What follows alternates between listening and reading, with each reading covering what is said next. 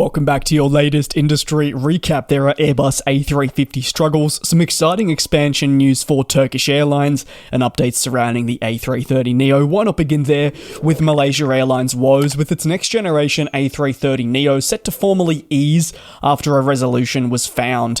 The A330neo is the newest aircraft type to join the Malaysia Airlines fleet. However, the carrier has faced many challenges since it really placed its first order, ranging from persistent delivery delays, which threw schedules that had formerly been announced out the window, to the grounding of the first aircraft on a temporary basis. Just a mere days after it did enter service, it has been a bit of a mixed bag for the company, but they say they've now resolved issues surrounding the model and can proceed with the continued integration of this fleet type in the coming months and years. In fact, after this was solved, a delivery of a new unit took place.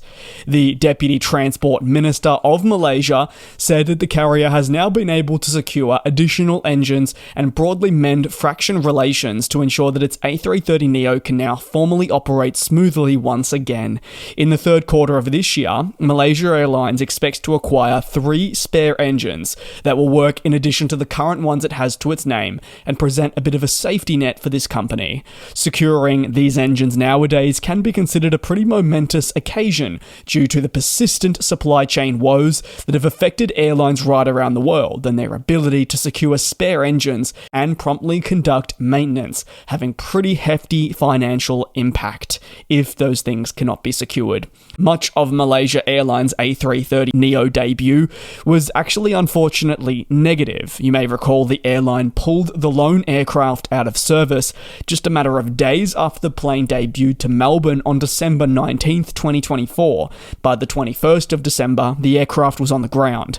At the time of the grounding, Malaysia Airlines said it was incredibly disappointed with manufacturers such as Airbus and Rolls-Royce in the production quality of the aircraft that it had received, and remember, had waited such an extended period for, with so many delays.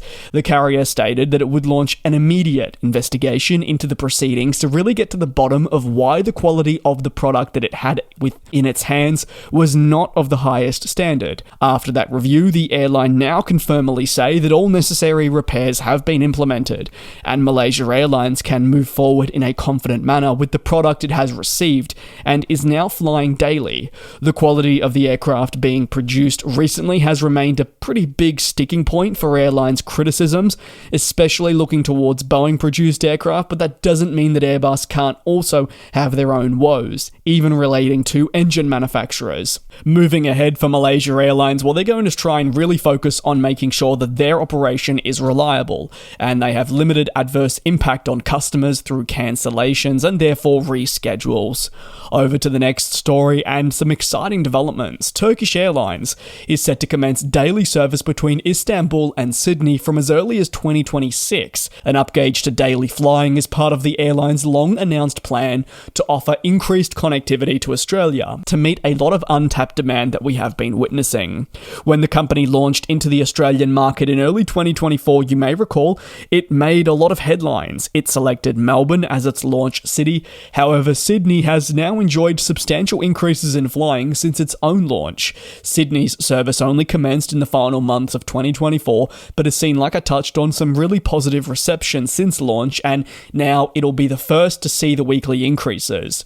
Turkish Airlines will also look to ramp up frequency of its flights to Australia in the coming months, and then we'll see the route to Sydney specifically transition to daily from early 2026. In terms of the specifics of when this will unfold, that has not been confirmed, still too early to say, but it's definitely in the works on their end. The first increase is expected to take place in the midway point of this year, with a second increase taking place in and around October. That'll bring 6 services per week, so then it will be really only a minor jump up to daily early next year. While capacity ramp-ups are obviously part of the airline's plan to offer increased service Australia-wide, and a goal eventually certainly exists of double daily flights to Melbourne and Sydney, the ambitions are far bigger. When Turkish Airlines announced Australia change in flights, it said its long-term objective was to offer non-stop service from Istanbul to the land down under. However, the airline noted that it would initially be forced to offer its services on a triangular route, the stopovers taking place in Asia. This driven by limitations in the fleet and aircraft availability that have prevented Turkish Airlines from offering non-stop service, but that is expected to change in the upcoming years. At its Sydney route launch, the company said it believed that it would be able to introduce the long-ranged A350 model to its fleet in 2026, facilitating the commencement of that non-stop Istanbul to Sydney service. However, launching to Australia remained from really day one the absolute priority. So even if it wasn't able to, say, commence immediately with non-stop flights, it really just wanted to make sure it could get into the market, capture some of that demand, and then at a later date, introduce those non-stop flying between specific cities. Again, with complexities in obtaining new planes nowadays, it's hard to really forecast when certain changes like this will come into effect, but the airline at the very best has a fleet plan. And seamlessly transitioning into the last story and sticking with maybe your more supply chain woes, well, that's continuing with the A350 program. The plane maker had planned to continue increasing output rates to meet demand and increase production, hoping to then improve its finances and overall performance on a yearly basis. However, ongoing supply chain problems affecting the business are now being viewed as too significant, so rates will likely remain below 6 per month throughout 2025.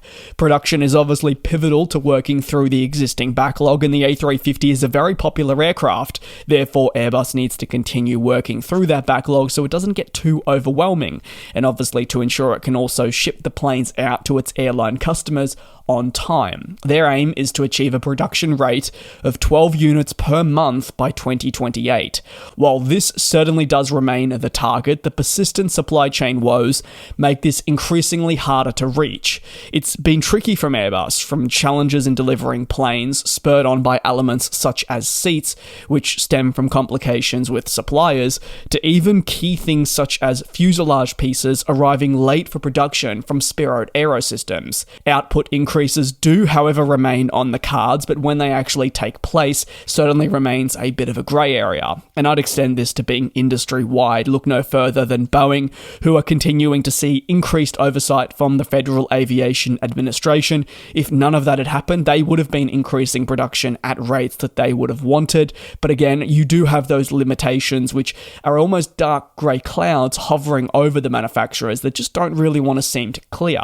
The last 5 years have thrown curveball after curveball, affecting long-term plans and more at the plane maker. Talk of production output woes on the 350 program also comes following Reuters reporting that the upcoming 350 freighter variant will also see delays, something that many people did expect. It would have been hard to stick to its initial timeline, but it should push back the EIS now more towards 2027, again because of those supply chain challenges. It feels like Groundhog Day continuing to discuss it, but as someone who covers the industry, it is a very important thing that is currently unfolding in our industry. Definitely unfortunate, but definitely continues to be very relevant in airlines forecasting for the future. Thanks for watching, take care, be safe, and I'll see you tomorrow for your next industry recap. And we'll fly.